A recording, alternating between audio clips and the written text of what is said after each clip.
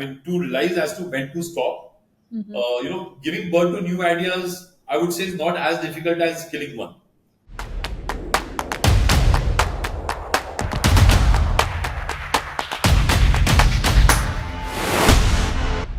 Welcome to another episode of Tech Unplugged with MobileAppDaily. Today, we are excited to have with us Sagar Kochhar, co-founder and chief EatSure officer, Rebel Foods. Rebel Foods, which operates multiple popular brands like Faasos, Behrouz Biryani, and Oven Story, has set new standards in the cloud kitchen industry. Sagar has played a pivotal role in transforming the cloud kitchen and food delivery landscape in India with innovative concepts like the EatSure app. So let's hear from the star what wonders he had made in the food tech industry. First of all, thanks a lot for such a jazzy, cool introduction, Tanvi. Means a lot. And also to the Mobile App Daily platform, which is giving us this opportunity to take everyone through our journey of journey of about more than a decade. So we would like to first start with the curious thought that we have. That's about the brand name. So, how did you come up with the word rebel in Rebel Foods and why rebel? Very interesting question, and also the story that goes behind. So, Tanvi, when we started, this way back in 2012, we were just Faasos, right? And what we were trying to do as a brand, as a startup back then, was to say that when you look at this F&B category in the country, you had all the MNCs who were coming in, a pizza chain, a burger chain, and they were scaling up across the country. You did not have even a single Indian homegrown QSR. So with that as an aspiration, we want to build the Indian largest homegrown QSR. Paso as a brand was born. But whatever we did over last 10, 12 years, after about, I think this was in the year 2015, 2016, when we realized that, and we started moving towards just from being Faso as an organization to being a group of brands, having a portfolio of brands like Behrouz Biryani, Avan Story Pizza, Sweet Truth, Lunchbox, along with Fasos and a lot many other brands.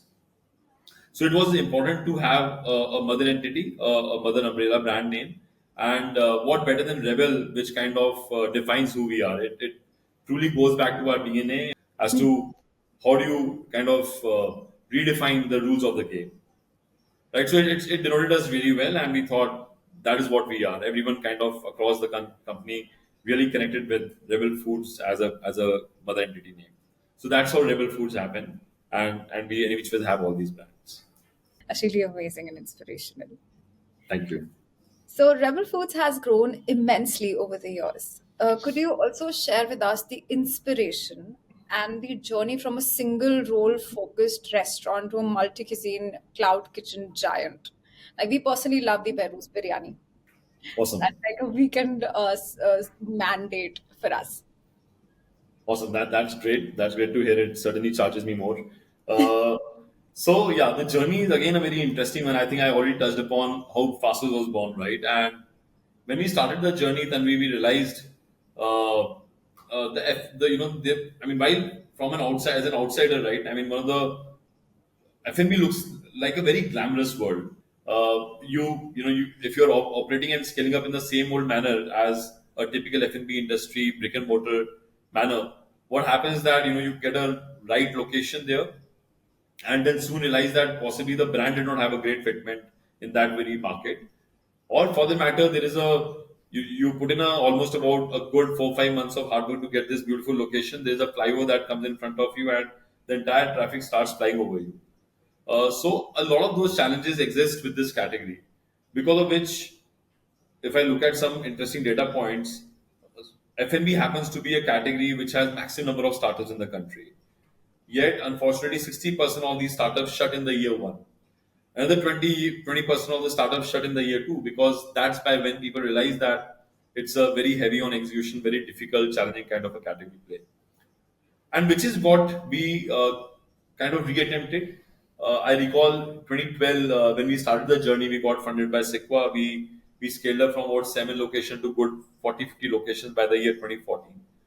And in 2014, we realized that if this is how we were to scale from where we are to go and as a startup, we would always have this aspiration, right?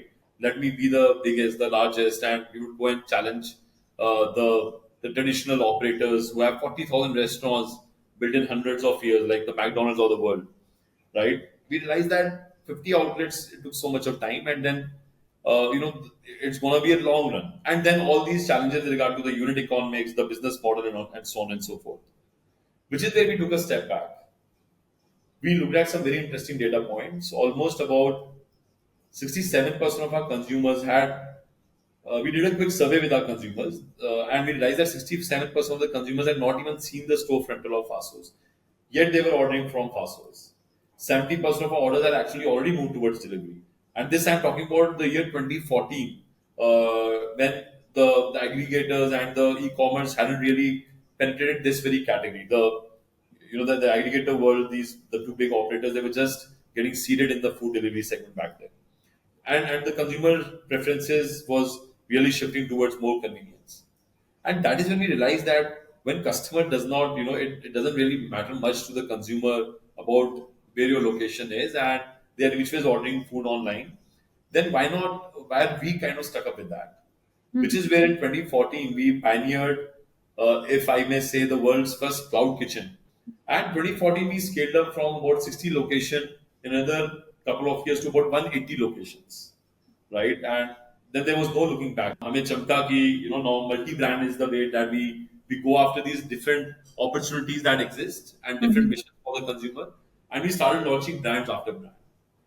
So this journey started from 2016 to 2019, which is where we stumbled upon the third light bulb movement in our journey, which was also one of the quite a turning point for us. Yeah. So the Rebel operating system comprises of these three fundamental pillars or blocks that build it. Number one is culinary expertise. We call it the CIC, Culinary Innovation Center. It basically, this expertise helps you to identify a great recipe, de-skill it, and then scale it up in a very standardized manner. If you look at all these MNC operators, that is what they have done. They have de-skilled the burger to an extent that anyone can step into the kitchen, get trained, start churning out a burger.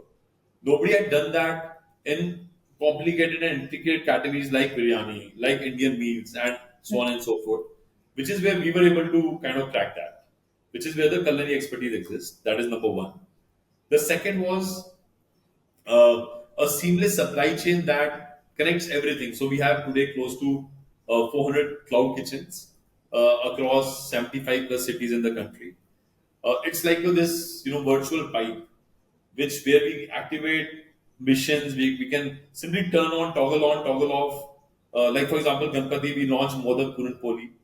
During Navratris, we launched Satvik Thalis. Navratri is the most dreadful period for the entire F&B industry because you are from North, so you would understand. Everyone turns veg, right? And even people spread in different parts of the country. Like I myself, I'm a North Indian. I also stopped consuming non-veg during those days.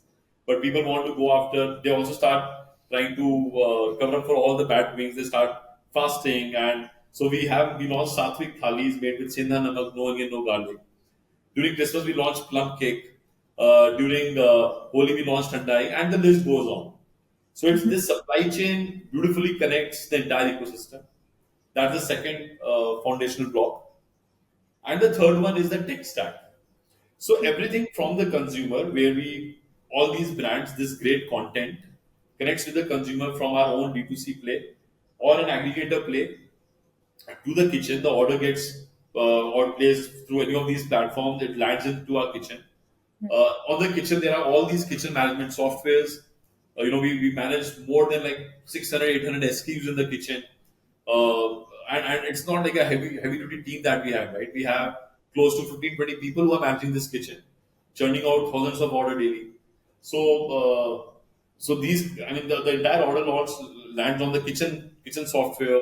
Within the kitchen, the entire order processing, the way it happens, and then all the inventory management, the forecasting model, and then going back to the farm, which is connecting with the vendors and sourcing all these raw materials. So all of this, the farm, as they call it, the farm to fork, right? This entire stack is on our own in-house built tech stack. So that's the third foundational block. These three blocks come together, they form the Rebel OS. Mhm. 2019 is when we realized that this Rebel OS, it's not just powerful to launch our own brands, but it could also we could pick up some beautifully built great brands in different categories in the world or in India, and then onboard them and then scale them up. Very interesting example happens to be that of Wendy's. So Wendy's, which is the second largest burger chain, they were trying to enter the country in 2016, and they had a franchisee owner sign. I mean, there were some other similar typical challenges that exist with the category, and over the next few years, they were like kind of limited to five, six locations. 2019, we realized that we want to now get into that mission also of burgers. We partnered with them. We said, okay, you keep the offline, and but then we'll take the entire cloud kitchen play. We'll scale you up across the footprint. And in a matter of a year, we onboarded them and then scaled them up across 90 odd locations. This is in the year 2019. And that was like one of the, again, a very interesting turning point, a light bulb moment in our lives to say that Rebel OS could not just power our own brands. We are able to take master franchisee licensee for these great, beautifully built brands like Wendy's. Mhm. And we launched a new business model, which we today call as a launcher business model. We said when you look at different categories in the country, like ice cream, now Mhm. again, there are these beautifully built brands that have been built over decades, like natural ice cream, Mhm. right? So they were there in across 50, 60 locations. And during COVID, we partnered with them. We said, why don't you come on to the Rebel OS and we'll scale you up. And we scaled them up across another 50, 60 locations. There's a brand called Anand Sweets down south, right? Again, beautifully built brand for decades. One thing that we've understood is that one of the main solutions that you offer is a cloud kitchen or the dark kitchen, which is not that dark for you. Yeah. So the cloud kitchen industry is rapidly evolving. Though it is a solution, but there might also be some challenges when you develop that. So, what do you see as the biggest challenges and also the opportunities in this space?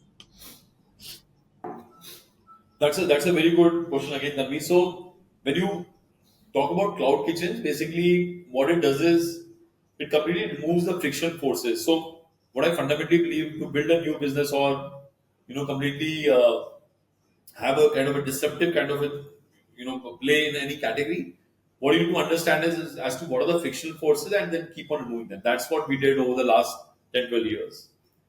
So it really removes a very big frictional force of real estate. It helps you to launch multiple brands. Another very beautiful thing that happens in Cloud Kitchen is that there is zero location risk. As I was explaining you, if say you launch a new brand, a new category, as I was mentioning, right, 80% of the startups in F&B they unfortunately shut by the second year. Now they might have come up with a great brand and concept, but possibly did not strike the right chord with the consumers in that very locality. So huge location risk. And then the entire capex goes down the drain. Typically, a good, well done restaurant would take close to 80, 90 lakhs, 1 crore kind of investment. Right? So no location risk, the rental to revenue from about 18, 20% comes down to about 5, 6%. And then you can launch brand after brand. But having said that, it comes with its own set of challenges. I think I would say one of the big ones there, and again, I mean, it's not I wouldn't say it's a challenge that way, but then it's a focus area that people need to keep in mind when they're getting into it. That when you while you have been able to get out of all of those friction forces with a network like with a operation metrics with a model like Cloud Kitchen, you need to be very conscious about the brands that you are building because that is where rubber meets the road. Now you can launch a.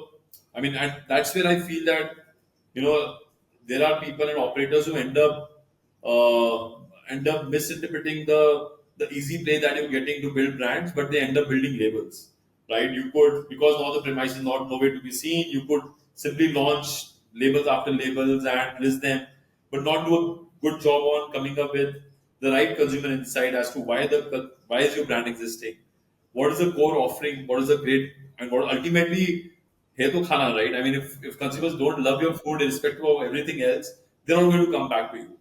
So those are the challenges as to how do you build your brand stronger, because you are not dependent on this physical real estate where people while passing can keep on looking at it. But then now you're dependent a lot more on the basic health metrics. Metrics like once the consumers are trying, first of all, there has to be positive word of mouth so that Tanvi tomorrow recommends Behrouz to her other friend network, right? Hey, I tried this biryani brand, you should also give it a try. The product is really good. So it helps you to bring down your CAC. And then if the product is really good, if your service experience, packaging, all those elements are taken care, your repeats and retention rates are taken care of. So I would say, unlike an offline world where the top of the funnel you could still continue having where people can keep on coming and all of that, but comes with its own challenges in here. Like you cannot compensate for quality over like maybe just fancy interiors or something like that. Yeah, completely. You have multiple production lines out there, and you need to ensure every production line, every SKU, every ingredient that's being handled is handled with utmost safety and complete focus. Like, for example, in our kitchens, we have close to 200 plus quality checks. In India, there is this certification which is called an HACCP certification. It is one of the gold standards of food safety and hygiene and operations in F&B. So all our kitchens are like HACCP certified. Or for the matter, if you look at a lot of those basics that over this journey we have been able to solve, every part of every inch of our kitchen is completely monitored real time. Like tomorrow, God forbid, if there is some, because there is still some human dependency there, and if at all, like there is something that goes a little off in the product, we can go back. If Tanvi kind of comes back, we can go back, check inside our kitchen as to what exactly happened, where did we go wrong, correct it, and ensure that the mechanisms are put in to not let it repeat.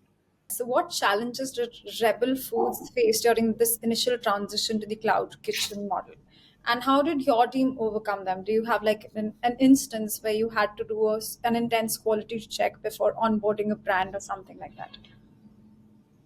So, Tanvi, a lot of challenges and a lot of failures that you went through. Now, the story that I narrated in like whatever 15, 20 minutes was the best part of it, right?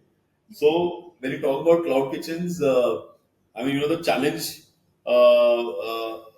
when we were, especially I recall when we were doing we were doing this multi-brand play when we started, right? There were few of the brands that we came up with. So one of the examples I shared with you, which is also gave birth to an insight that you can't launch a category within a brand like we did with Aman Story, launching a pizza within Faasos bombed and all of that. The other one I recall was again with this cloud kitchen itself. What we were trying to do was to so one of the most lucrative spaces in all that grid. So I would say so. Yeah, I mean that was one of again a very interesting challenge slash failure slash learning that we had. That when we look at doing building a brand is not just a great product in one location. A brand becomes a brand when you are able to offer that very great product in a consistent manner across locations, right? So that was another interesting realization that we had. So I can sense a very smart move here by the brand of introducing a standalone app for its multiple cloud kitchens. So tell me more about how did this idea kick in and where is it going? Again, another interesting story there, Tanvi. So this journey, we seeded EatSure in the during pandemic. So while pandemic was one of the biggest jolts to the category, to the entire industry, the revenues tanked by about 80-90%, and we all know how everything changed around us. And F&B went through tough times because now people, when they were ordering for food, they became a lot more careful. People started having a lot of all this turmeric and all these immunity booster kind of ingredients and whatnot. So during those days, I recall, and by then this was the year 2020. The first three light bulb movements had already happened. We were on the course of scaling up and onboarding a lot of interesting brands that I was explaining, like all these 40-45 brands that we had identified in different parts of the country, and we were scaling them up, which is where we realized that, and when pandemic happened, we realized that while consumers' behavior changed, but the fact that if you look at what is not going to change for hundreds of years when it comes to F&B, it's going to be these, as we call them, the four P's of F&B. The fact that the trust and assurance will only keep on growing more in terms of sensitivity at the consumer's end. So that is when, in the year 2020, post pandemic, we realized that the four P markers, which is especially when it comes to food delivery, which is number one, the first piece for product. Like when consumers these days have become very very conscious on what they are consuming, what are the macronutrients, how the food is being handled, so on and so forth. Are there no artificial colors, flavors? There are so many food influencers who talk about how the gimmicky marketers are playing around with your packaged food and so on and so forth, right? So people have become super conscious and careful about the first P of product. The second P, which is not going to change, is the entire process part of it. Now people are only going to be more careful about which is where are they ordering for food. Has the food been properly handled, temperature managed in terms of safety standards, processes, all of that. The process part of it, which is the second P. The third P we realized during those days was very important, and also subconsciously it hits us every time, which is the people part of it. Even if you go into the dining space, right, you would always, while the look and feel of the store might pull you in, but when you go and sit, if you look at shabbily dressed people, not well groomed, somebody is profusely sweating and so on, you get an imagery that how the kitchen is going to be done, right? So you want people who are making your food to be the most healthiest and in the best shape, best groomed avatar, all of that, right? So the people part of it, and in delivery, the fourth P, which again is very important, is the packaging aspect of it. So these four Ps, with the promise of these four Ps giving a complete assurance on that, because at Rebel we control the full stack. We launched a new proposition of EatSure. We said that we're not going to be a third or a fourth food delivery app, because that's fundamentally whatever we do at Rebel, we are very clear that we don't want to just do something for being a me too, right? The drawing board where we said that the EatSure is born to solve for broken experiences in food. We realize that it's not just in online but also in offline that it Mhm. exists. Wherein a lot of people say that अच्छा आप पहले offline से आपने शुरू किया, आपका offline चला नहीं, फिर आप लोगों ने क्लाउड किचन कर लिया, अभी आपका ऑनलाइन ही चल रहा है, आप वापस ऑफलाइन जा रहे हो, but that's not the story. We again now we have again over last 1 year started going back to the offline play, because again we strongly believe that even in the offline space a lot of these experiences are unsolved. In the year 2022, each store performed amazingly well. How do you think your personal contributions in terms of marketing and branding helped the brand grow? So personal contribution, as in, in retrospect, I feel that I was born to be part of this journey, right? And it's not just me; it's the entire forge of 8,000 rebels. All of us have been at building it over the last 12 years or so. I mean, if I talk about my personal journey, it's been very interesting, exciting one. I think I recall when I joined, when I started this with Jaideep and Kalol, who are the founders, and they onboarded five of us, and there is this interesting program that was called Faasos Entrepreneur in Residence. Jaideep had beautifully put it in a very glamorous way that you will get to do everything. You'll be like the business owner, leader, do everything. And but then soon we realized after about a year that I was standing behind the tawa, making rolls, doing delivery in the night, managing kitchens, everything. So, but then that's been the fun part. If you look back today, I have stories, and it's been about I think 40-50 minutes, and I can go on with like a plethora of stories. Now these have been formal stories. There are very interesting, exciting informal stories that I can take you through. So that's what it is. Like I think immense exposure. The culture at Rebel gives you enough empowerment to fail. Obviously, with a note of caution that it's great to fail, but not good to fail again. I mean, you can't repeat the same mistake, right? So commit as many mistakes as you want, learn, because that's been our journey at Rebel. I mean, nobody knew that this is where we would be, uh, unless you would have done all these failures at different point in time. So that's been my journey. I mean, I started with being running operations, scaling up markets, being part of this entire journey of planning the cloud kitchen. Then when we started the multi-brand playbook, I moved centrally. I started taking care of the brands as a CMO. So now let's move a little bit to the technical aspects. So technology has been a huge key factor in Rebel Food's success. So like the 200 plus quality checks at each store. What are the key technologies utilized in the app, and how do they enhance the delivery service? See, I would say not just EatSure, that if we talk about tech happens to be one of the very integral pillars of our operating system, as I was explaining you earlier, right? So the Rebel OS. So if you look at tech, our tech play, we think is I mean, obviously D2C is a no-brainer, like having an app and within app having all those tech stacks.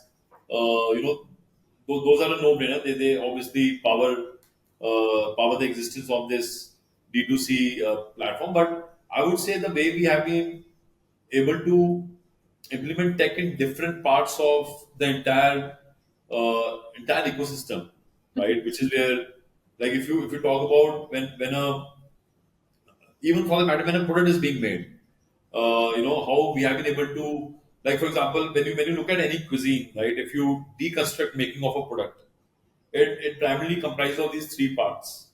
So, sustainability is also extremely crucial, especially across the food industry. So, how does Rebel Foods approach sustainability in its operations? So it's again a very a topic which is very close to our heart, and the good thing is that there are some really industry first kind of initiatives that we've already started taking on it. Like, for example, and as we speak, there are pilots that are happening in different parts of the country. We are looking at moving towards 100% sustainable packaging, eradicating every bit of plastic to the level that even the pizza that gets delivered to you with that small stool, which ensure that it doesn't hit the surface or the roof of the packaging, even removing that, replacing that with the non-plastic, and then each and every component of sachet and everything. So sustainability, as I was going back to the 4P of EatSure, right, the packaging bit of it. So and so while there are other elements also of sustainability, I mean, I'm mentioning this because this is going to make a sea of difference when it comes to the entire experience. Just, I mean, whether it is a lunchbox 3CP that is getting delivered to you, everything from being biodegradable, bagasse packaging, and also leak proof at the same time, right? So it's a very important charter that we all are working towards, and very soon we should be out, and there are very good successful pilots that we've done at small scale. We are actually scaling them up, and very soon I think we should be able to make the big announcement on that front. So yeah, and then going to solve step by step even within our kitchens. Like, for example, within our kitchens, we are moving away from, we are moving towards installing solar panels. How electricity could be again generated, we can become self-sufficient and again reduce our carbon footprint. Or we are piloting in different parts of, again, in another part of the country, we are piloting with the e-bikes, which could again help us to reduce our footprint. So I think we have very exciting charter on that front. So, Sagar, the final question in this segment is that as the Chief Marketing Officer at Rebel Foods, how do you make sure that the brand follows a unique consumer centric marketing strategy ahead of its competitors? So, how do you make sure that you're always ahead in the game? So, I mean, there are again, it all goes back to a lot of basics, right? I mean, I don't think there is a very interesting innovative answer. I mean, I think the learning for me in those 4 5 years of branding has been that it all starts with a purpose. Like when you are giving birth to a brand, what is the purpose? What is it that it is going to solve for? I think first of all, defining that North Star, then I think everything starts falling in line, right? I mean, like, for example, if I go back to Behrouz journey, right? We were very clear that Behrouz Biryani, in this space of biryani, has a lot of surveys and research. They keep on talking about the fact that biryani is the biggest cuisine, highest consumed cuisine in the country today across platforms, and is massively fragmented, very unorganized. Like thousands of players, I would say biryani as a recipe changes in every nook and corner. But with Behruz, we were very clear that in that 2 by 2 grid of ours, we want to give an experience which is going to cater to the top right corner, which is where we always want to position Behruz as that royal experience, which is going to ensure that during those special occasions, special celebrations, Behruz becomes the most sought after solution, right? I mean, it always was meant to solve for being that biryani brand in the space of celebration. Also, we were very clear that we don't want to fight that battle of being a Lucknowi, Awadhi, or Hyderabadi. While those are versions you could always have, but so after you have the purpose, then comes the product. In my mind, but the product has to be top notch, irrespective of if you have a great purpose but a very average product, you're not going to hit it on the path. So which is where when we launched Behrouz, I recall, I mean, we did series of intense consumer engagement sessions. So everything has been ensured that the product is top notch. So with that, then comes the experience part, which is where packaging becomes very important, which is where when we launched, we did not cut even a single corner. We had a beautiful box in which became actually talk of the town. For us, we had to spend no money to get organic love and word of mouth for the brand. We used to serve it in a beautiful box with a beautiful story written out there. When you open the box, there was a story narrated as to how Behrouz Biryani was born. As the legend says, it's a 2000-year-old recipe where wars were fought over this recipe, and it comes with an inner box with accompaniments, with a complimentary gulab jamun that used to accompany the biryani. So I think, and now again, I mean this is always a journey which is constantly has to you have to keep on challenging and keep on innovating. Very recently, we have also launched because again Behrouz is equal to celebration.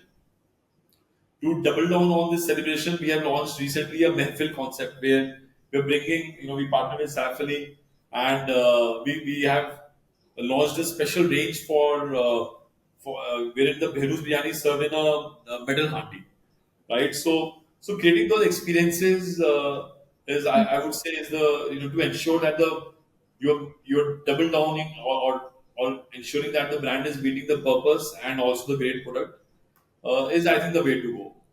So in sequence, I would say great purpose followed by a very good product. You know, it has to be the best in the category, and followed by creating great experience around it. Once you have these basics in place, then everything else becomes very, very organic, very easy, right? Then you do a lot of content creation on that, which helps you to further help you to spread the word. I recall Behrouz Biryani, we want to, it's been positioned in the royal space. So we partnered with Chef Kunal and we did this series with Chef Kunal and TVF back then in 2018-19, where Chef Kunal travels to all the royal gharanas of the country. He goes and talks to them and their Khan Sama of the royal family, very intricate, very interesting stories behind one of the finest of their recipes. Like for example, lal mas क्यों बोला जाता है? The fact that safed mas was the meat that used to be cooked for women because they were not supposed to have the lal mas. It used to be made in chandni after being soaked in moonlight, and very interesting stories like that. We covered a lot of royal gharanas, did this series, beautiful series, got millions of views, helped you to reinforce the brand positioning, gain more word of mouth. So I think that's how you go about building a great brand. So let's start with a small rapid fire round. So, first question is three tips to build a successful cloud kitchen business.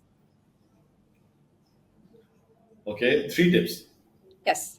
So again, first of all, get the purpose of your brand in place as to what is it you're trying to solve. Secondly, create great experience around it, and thirdly, track metrics. People end up doing the first two, but ultimately by tracking data and going a little deeper into analytics is when you realize that whether you are actually accomplishing that. So yeah. Okay. And one hard truth you believe is crucial for every entrepreneur. I would say, and this has again been a learning, apart from obviously a lot of other important learnings in this entrepreneurial journey. Like, being customer first, right? I've already touched upon it. But one of the things that is very underrated and people neglect, I would say, is to be intellectually honest, right? So a lot of entrepreneurs they come up with some great idea, great purpose of their business as to this is what I will do, and they start building on it. They feel that they've got it right, and but then the data is not speaking for it. They keep on attempting, re-attempting, spending a lot of time on that. So calling spade a spade, being intellectually honest to say that better it is actually making a difference in consumers' life. Right. That I believe is one of the biggest deterrent or a big frictional force that stays in in your entire journey. Calling, I mean, to realize as to when to stop. Mhm. Giving birth to new ideas, I would say, is not as difficult as killing one. Yeah. So that I believe, and it happens a lot more in bigger businesses in MNCs, right? People, they get so attached to their idea. Some people unfortunately fall prey to justifying their existence, right? That abhi ye hai, bhale hi ho raha hai. You start hiding behind few of the very few of the truth associated with your business and offerings, and then you look away from that. So being very intellectually honest and taking the right call, I think is one of the uh, very harsh facts of the entrepreneurial journey, which everyone needs to learn and master. So, outside of your professional life, what is that one personal passion or hobby that you think contributes to your entrepreneurial mindset? Hobby. So yeah, it's been always rebel for 12 years, but last few years, finally, I feel happy about the fact that I've started taking own my own self very seriously in terms of fitness. Especially when you're in F&B space, you know our expert chefs, they make you try every no I mean chalte fitte kabhi ye cuisine wo cuisine, and but then it's high time that you start caring about your fitness in terms of, because beyond a particular age, your ability to think, your ability to challenge, I mean all those behavioral aspects that are very important to keep on succeeding even at the workplace, they become a huge function of your physical mental fitness. Right. So which So, is where that is something that I've picked up over the last few years. Also, turned around, I mean, I've been able to, I feel happy about the fact that the overall changeover, makeover I've been able to bring out in my physical fitness journey. So that I feel really passionate about nowadays, and it keeps on keeping you ahead in the journey. It also gives you a very good me time doing those, like in the morning few hours. I just keep the phone aside. A lot of times, I also, while you're pumping weights, you also, in the back of your mind, you're also able to solve for. I mean, for me, I've been able to solve for a lot of interesting problems that during the daytime I'm not able to. I'm able to really think afresh during those hours. So that I has been some really interesting passion that I've been able to gain over the last couple of years. that's so health is wealth, basically. That's This important. wealth, yeah. No pain, no gain. No pain, no gain. So, as an entrepreneur, how should one cope with failure? One strategy that you personally use. I think first of all, failures, again going back to that same point of intellectually honesty, right? Intellectual honesty, right? That failures are often, you know, you look upon a failure and I mean, it's always cluttered with this negative mind space. But the positive side of failure is the fact that you finally realize that it's not working. So, my tip out there would be to kind of move on. I mean, pick up the best learnings that you could from that failure, and also uncover the truth, which is to say that why that failure happened, why was it not working out with the consumers, or what was the need gap that it was not fulfilling. So I think we should all start moving. People dread failure, which is right. I mean, you should never. I mean, you should always keep succeeding. But unless failure happen, you don't realize that what else do you want to solve and how do you move further. Which is what happened in Rebel Journey also, right? I mean, we were failing to scale up. We were failing to make it a bigger play. We took a step back. We realized that chalo Faasos karte hain.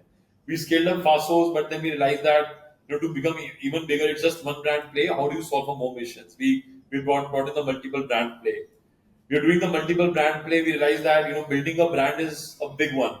We failed in building few of the brands that we had in the portfolio.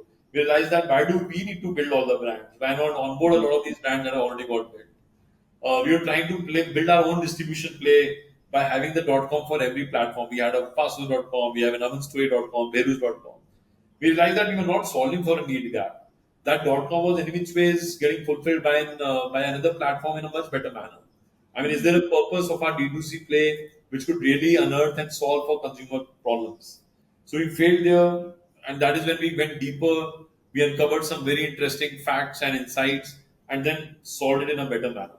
So I think at that heat of the moment, you obviously feel bad about the failure. You should. It's very human to do that. But when you reflect back upon, these are times that now you also cherish that only because it happened, I was able to make the next leap.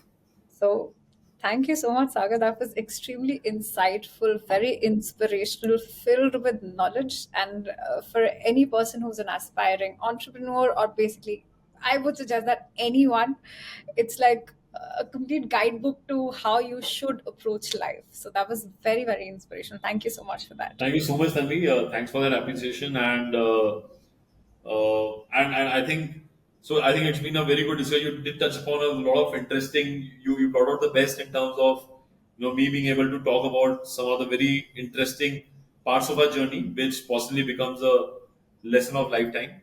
But more importantly, I think the most important thing that I would ask and request the viewers to do after this is to download the EatSure app. So, for our viewers, thank you so much for tuning into Tech Unplugged at Mobile App Daily. Don't forget to like, share, subscribe, and leave a comment if you connected with our topic for today. And don't forget to click on the bell icon. And also, please don't forget to download EatSure app as well. So, thank you, Sagar, and thanks to all the viewers. And stay tuned for other such tech insights. Thank you.